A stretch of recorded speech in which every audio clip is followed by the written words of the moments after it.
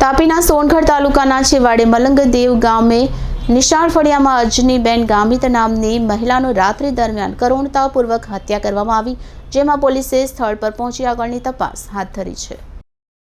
તાપી જિલ્લાના છેવાડે સોનગઢ તાલુકાના મલંગદેવ ગામે મર્ડરની ઘટના સામે આવી હતી, જેમાં ગળું રેંસીને એક મહિલાની કરપીણ હત્યા કરવામાં આવી હોવાના દ્રશ્યો સામે આવ્યા હતા। મલંગદેવના નિશાળ ફળિયામાં આ હત્યાની ઘટના બનવા પામી હતી, જેમાં મૃતક મહિલાનું નામ અંજનીબેન ગુલાબભાઈ ગામિત, જેની ઉંમર 46 વર્ષ હતી।